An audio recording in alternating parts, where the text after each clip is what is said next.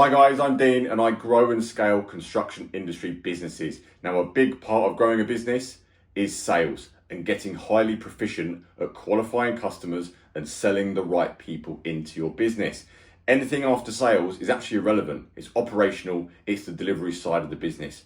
But growing a business and scaling it, number one, you've got to get the revenue, which means you've got to shake the right hands and not waste your time with the wrong clients and going around in circles by just spending your time with people that are never going to buy from you. Qualifying customers is a skill set, and that's what we're going to cover off in this video. And you have to remember that you are a salesman. When you own a company, your chief primary role is head of sales. You can't farm that out to someone else. AI can't do that for you. No one can go and shake hands and get yeses from clients. So the number one skilled area that you focus on as a business owner is sales. Getting the quotes out, getting the estimates out, and getting a yes or a no from a customer. Every single person that inquires with your business needs qualifying. Whether they email you, whether they phone you, whether they fill out a form on your website, they have to be a qualified customer. Because if you don't do this, you can spend hours and hours of your time wasting your time with the wrong people that were never going to buy from you. They're not the right fit, and they're just not going to fit well in the company of what you actually offer. And if you're wasting time, you're going to stagnate the growth of your business, because the most important asset in any company is your time. You cannot buy back time. So it makes perfect sense to qualify every single customer that we'll go through today in this video to make sure, right, are you actually the right customer for you and what you offer? Now, when it comes to qualifying customers, there's a simple framework that I use, and it's called Marty. Now, Marty stands for all of the key things that I'll go through today, but Marty was a guy that I used to know who was a bodybuilder, and he was extremely focused. This guy did not miss ever. He knew his sets, he knew his reps, and he stuck to his plan religiously. I've never known anyone else like it, like to the gram. Every bit of food he ate was to the gram. And the whole point of this story that I'm telling you this is that he's focused. He is focused on what he needs to do to get the result that he wanted to do.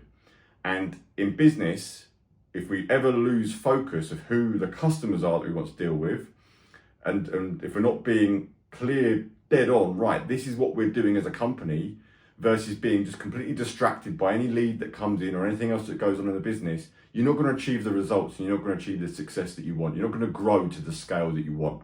Focus is everything, and I think you need to think about it. It's a bit like horse racing.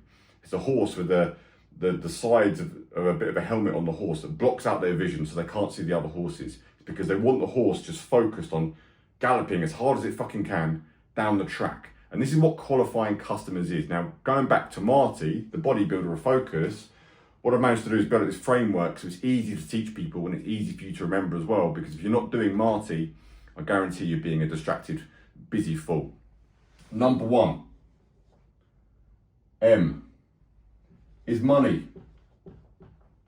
First and foremost, you have to qualify if any lead comes into the business, have they actually got the money?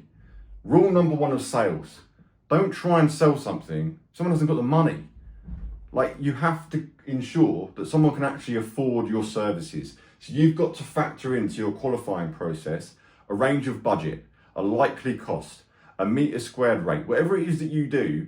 You have got to get this qualification process into the start of the sales process. Good sales starts with qualifying leads, because there are leads which you can get 200 tomorrow.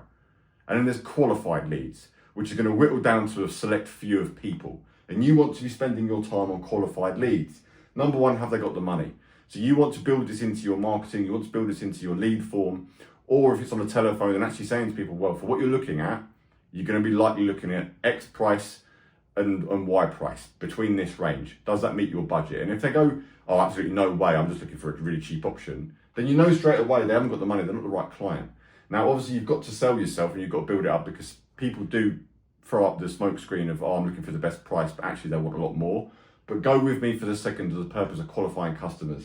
You've got to build in a way of qualifying your customers. And an easy way of doing that sometimes is, if you're residential, looking at the home they're in, you know, if they live in a particular area, if they've got a particular style of home, is it really the customers that you want? You can have a good sense check. If it's a commercial client, you've got to credit check people. You've got to see, are they commercially stable as a client, as a business? Are they actually going to be able to afford what they're looking for? Because a lot of people want everything. A lot of people want Buckingham Palace. Doesn't mean they can afford it. They've got the money to do it. Money is number one. Number two is the authority. How many times have you spoke to a customer and then you get all the way down the line, you spend a lot of time with people and, oh, I've got to speak to my husband, or I've got to speak to my wife, or I've got to speak to so-and-so, or we've got to get finances from the board, or we've got to get commercial approval from X, Y, and Z. Like, you need to know that whoever is coming into your business, are they actually the decision maker? Is it their decision to make or not? So you need to ask again in your initial inquiry form or your initial phone conversation with clients, whatever way that you do it, is asking people, are you the decision maker or does someone else need to be involved? Because there's no point you doing a site visit or going to look at a job if that real decision maker is not there. So you want to be finding this out to go, look, does anyone else need to be involved in this? If so, I think it's probably best that they're there as well, or we meet at a time that's convenient for everyone to be there so it's the right thing and we can tick off any problems or questions you might have.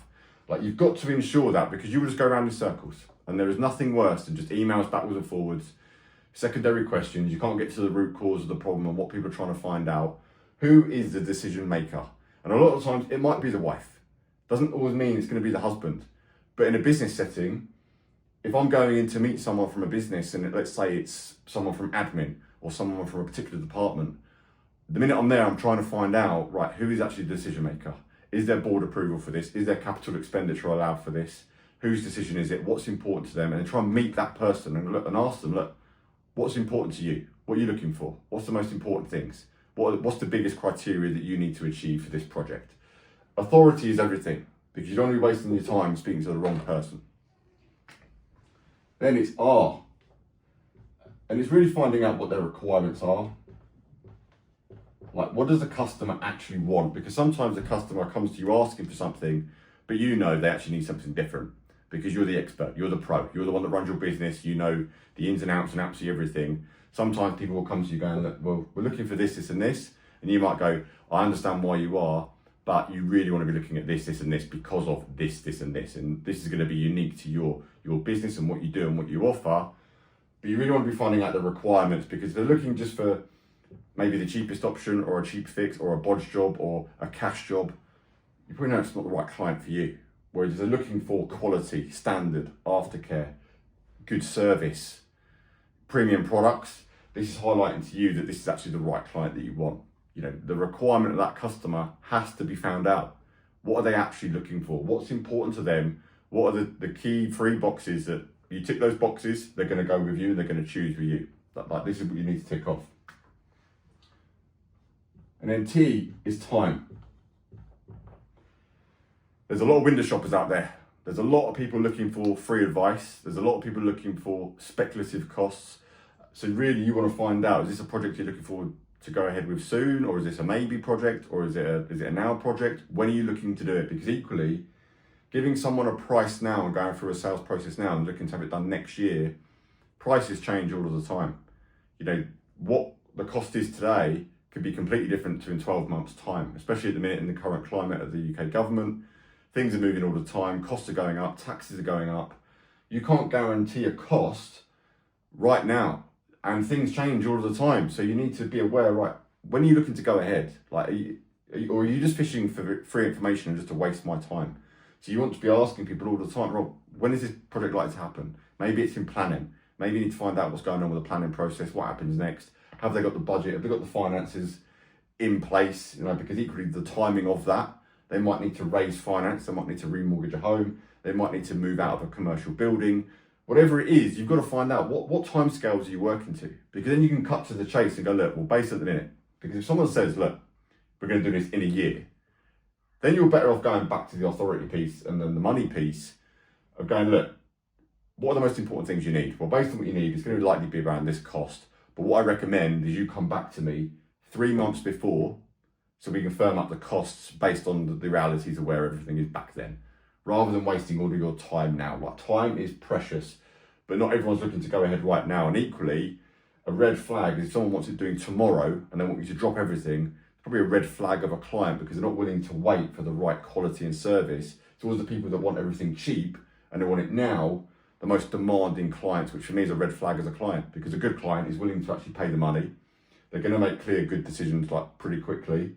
They're going to be very clear on what they want and they're happy for you to guide them on what they want and upgrades and what makes longer term return on investment, and because it's a big purchase, whatever you're doing, it's a high ticket item, and they're going to be respectful of your time as well as their time, and actually go, look, we're looking to get this done next year, but or in the next 6 months, and would happily wait for the booking in slot that you've got available, and they're not putting too many demands on you. So time is everything. And then the last thing is,